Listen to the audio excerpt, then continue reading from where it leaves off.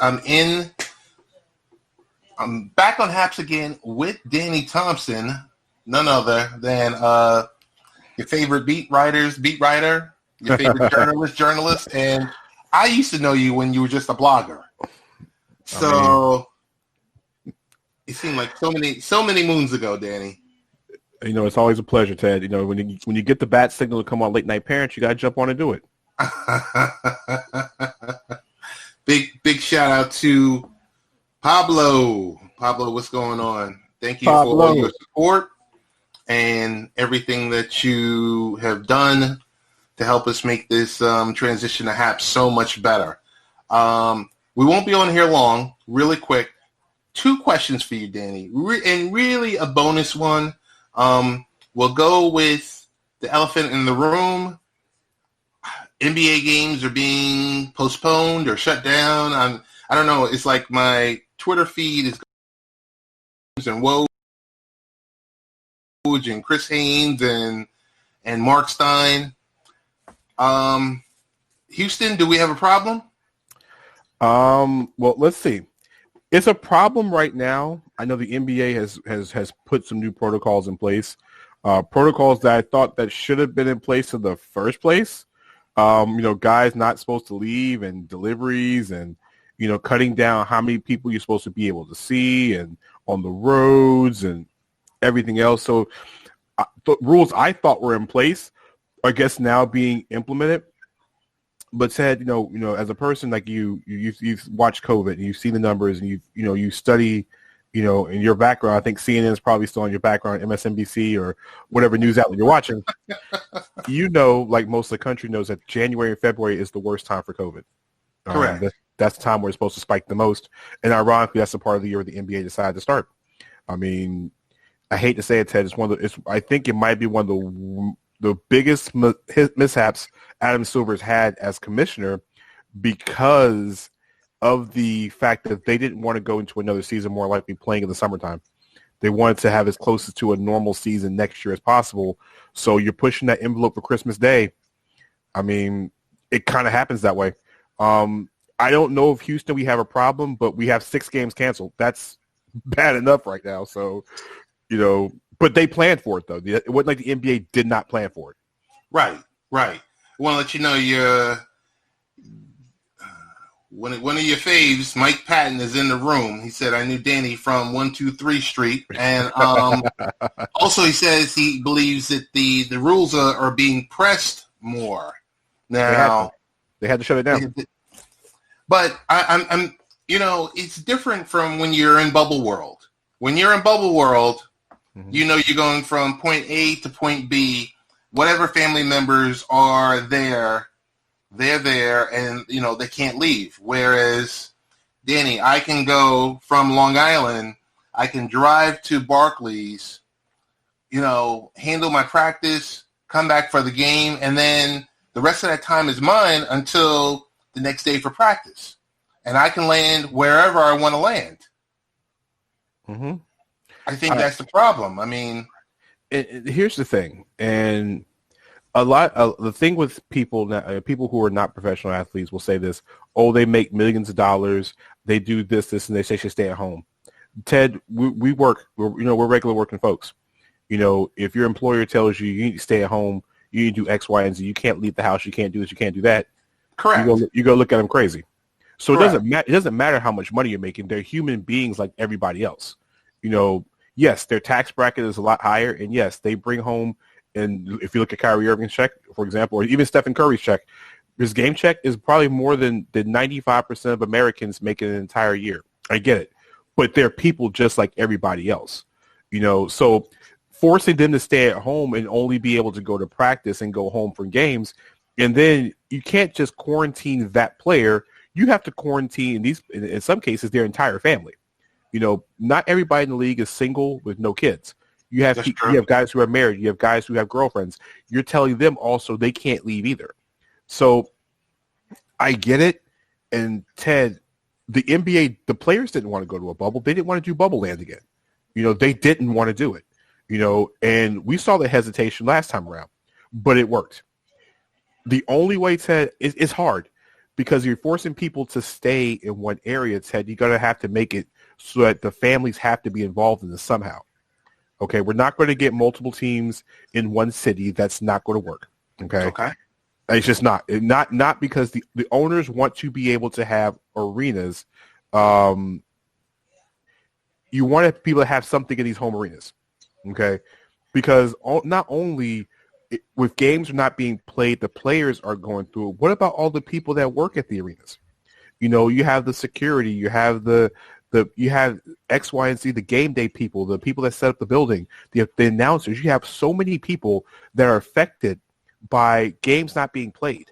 Okay. Hey, Danny, I got to jump in here and say I tend to agree with Mike Patton. You want the check or not are his thoughts, and also mine. I mean, if I'm on the hook, just like you said, we get paid what we get paid for our 9 to 5. If we don't follow the rules or the protocols, then we're out. Yeah, I get it. But you remember, and Ted, your case, you're married. You have two great kids in your house, and Ted, for you have to, deal with school. You have to deal with X. You have to go to the grocery store. You have to do this. You have to do Y. So Ted, what they're saying is you can't leave the house. Your wife can't leave the house. Your kids can't leave the house. So remember, it's just not you being involved in this. It's everybody in your bubble that's involved in this as well too. I'm not saying that Mike's opinion is wrong. Yeah, you want the check or not, you got to do what you got to do. But just think about this as being basically a captive prisoner in your own home. Most of these guys don't have millionaire mansions. A lot of these guys live in apartments. They live in high-rise apartments. They don't have these 7-figure big houses. And Mike said it's really on how you interpret it. I get what people are saying, but just think about it if it was you in their shoes. If you were in their shoes. Well, you got it. I mean, and that's a loaded question because if I'm in their shoes, then I'm getting paid $40 million a year. But just think about this. Just think about this. I'm going to have a team. Oh, go ahead. No, I'm just saying. I mean, just think about it as a personal aspect. Don't think about the bank account. Don't think about the check that's involved in it. Just think about you as a person, and that's how I'm thinking about it. Okay, yeah. For me, if I'm making $20 million a year, all right, listen, life is going to be a lot different. We're going to be Amazoning it up for everything, okay? DoorDash, there was a tweet today, Ted, that I want to say it was Keith Smith that posted it, said that that Uber drivers, DoorDash folks are going to make a killing with the new protocols here and there. Yeah. So, you know what I think also is also what doesn't help? What doesn't help is the fact that, every other day we're either hearing from, Dr. Fauci or our local governor or our local mayor, and the CDC is what was 14 days became 10 days, became 7 days.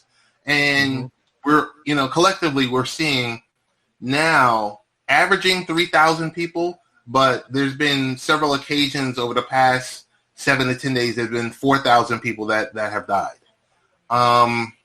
We'll get back to that. We'll touch upon that on another occasion because I know you're short for time. Second question. In the role of expansion, we're hearing Seattle, we're hearing a couple of places. Right now, I want you are officially the commish. You are the successor to Adam Silver. All right. Tell me the 2 locations that you would definitely go to, and if one of the locations had to be relocation, tell me that reason and why. All right, so we're choosing 2 brand new expansion teams. As we know, Seattle gets 1. All right. I think in any circumstances, you got to put Seattle in a location. On top of giving Seattle their team back, you would talk to the owners of Oklahoma City to give the Sonics their history back as well too. You give everything back, give them all back. The same way Charlotte had to get it back when they got the Hornets, the Bobcats to rebrand into the Hornets. You got to give Seattle their history back. There's no way. All right, that's one. Okay. The second city is the hard part because when you look at the different places around the league, my first thought, I'm always big on markets. I'm always big on size. So to me, my first choice is Baltimore. But No. You already know Baltimore. Baltimore's Baltimore, really? Baltimore's the seventh largest city in the country as far as media market goes. I'm just thinking. No, go ahead. I'm sorry to interrupt. No, that's fine. But I think Baltimore because of the market. But realistically, I think if you put the second team anywhere, I'm going to go Midwest. And I'm going to say Kansas City slightly ahead of St. Louis, only because Kansas City's arena is completely ready right now. The Sprint Center is ready now. The Sporting, they play there. They've been playing there for how many years? I mean, Kansas has been playing there for they play a couple games a year. It's NBA ready. It's gorgeous. It's ready to go. I don't see the NBA being in Las Vegas because they spend the whole month of July in Las Vegas for Summer League. Okay. Everybody goes to Vegas for Summer League. The NBA owners like going out there. It's nice and sunny. Don't ruin, the entire year of sending guys to Vegas. So I think it's Kansas City, Seattle. And if any team has to be relocated, I would say, I don't want to say this, but I think Minnesota is the one that's got to get relocated if anybody's getting relocated. I don't want to say it, but I think Minneapolis is the one that gets relocated because of the fact of Minnesota is one of two teams that are on the market to be sold right now. And they don't have an ownership group. Glenn Taylor's trying to sell this team. And I think if you move them, I would say, listen, Nashville's a great option. Tampa's a great option to look into. Or, Ted, that'd be the team that would go east. I think if Minnesota moves, if it's not Nashville, it'll be someplace east. Tampa's auditioning with the Raptors right now. Or, Ted, you could say Pittsburgh or Louisville. But I guess if I had to move one, I would say Minnesota, but I think expansion-wise, Kansas City and Seattle are my two expansion. I've never factored in Baltimore as being an option. I mean, Ted, when you look at it, Ted, you got to think Baltimore is a large city. I mean, Ted, look at the media market of Baltimore. It's arguably the biggest market in the NBA, I think, without a team. Size-wise, media market, everything else in between. That's where I'm thinking, I said the size, but with DC, with the Wizards and with the Sixers going to kibosh it immediately because of distance. That's what I was thinking. So I'm saying if it's going to eat into their market. With the kiboshing, that's also the reason why I didn't say Tampa as well, too, because Orlando would kibosh it in a moment. Like I said, I see Mike saying they got an arena in Nashville. I think Nashville's a relocation site. I think if Minnesota can't get it together, they can't get an ownership group to buy that team. If I'm a primary investor in Nashville, I would literally go get the funds, get the team, and get them out of Minnesota. Okay, there you go. Because I don't know if the NBA wants to expand as an expansion team there. I don't think they want to give Seattle a relocated team. I think if you're going to give them one, you don't give them the Thunder back. You go brand new. You just give them the same way. Just give them a brand new team. But you could, if you think about it, you could go 1-1, right? One expansion, one relocation. No, because that would work, right? For 32. No, you'd be at 31. A relocation. Oh, right. My bad. So if I'm a prospective owner, and I want to put the money up, I'll go put the money up and go buy Minnesota and move them. Like I said, Mike Patton says about Nashville, if I'm an investor in Nashville, don't try to get an expansion team. You won't get it. You won't get the expansion team. But Glenn Taylor is looking to sell the team for right around $2 billion with the hopes of keeping that team in Minnesota. If you can find an ownership group to give Glenn Taylor $2.8 to $3 billion and say get rid of that clause, I think he sells it, the team is out at the door, and you're headed to Bridgestone Arena to go play and share the building with the Predators at that point. Okay. That sounds fair. Hey, final question. And it was an article on Sportico.com about NBA minority stake sales may expand as Arctos seeks to join Dalal as approved investors. Mm-hmm. What's your thoughts on, a lot of people don't have that liquid, the assets to go and drop down $2.5 billion on a team and have to deal with a facility unless they have a group and everything else like that. I think within that article, it was discussing the ability to be a minority owner, but to be it across multiple organizations. Is that a conflict of interest? I think so. I mean, it's like, to me, having multiple owners of different teams is like being a fantasy football owner, being a co-owner of 4 teams in your 12-team league. You're going to win something out of it. The question is, will you go in cahoots with one of your other teams that's going to miss the playoffs and start loading up on players? No, I don't. I think that I get the idea of trying to get more minority owners in this. I don't like it doing it this way. Ted, can you imagine somebody owning the Lakers and the Nets at the same time? No, not at all. Can you imagine somebody owning the entire Southeast Division? Can you imagine having ownership stake in the entire Southeast Division, for example? I couldn't. I get it. Like I said, we're trying to get new owners. We're trying to get more into it. I think, honestly, what it needs to be done is, listen, you might have to drop that entry fee down. $2.5 billion is a lot of money. All right. I mean, we saw what some teams got it, but it's just that how can you make a return on your investment when you have multiple teams? Because what happens if you're in a situation that team is bleeding money, for example? Right. Not every team is super successful on the money end. So I don't know if I want to be buying too many sinking ships. This is not like the stock market. Mike has said, don't let him win the lottery. He's cutting up with ownership in Nashville, but that way it's an awful model. I agree. I don't like owning different teams. Listen, if I'm gonna be an owner of one team, my focus is on the team I own.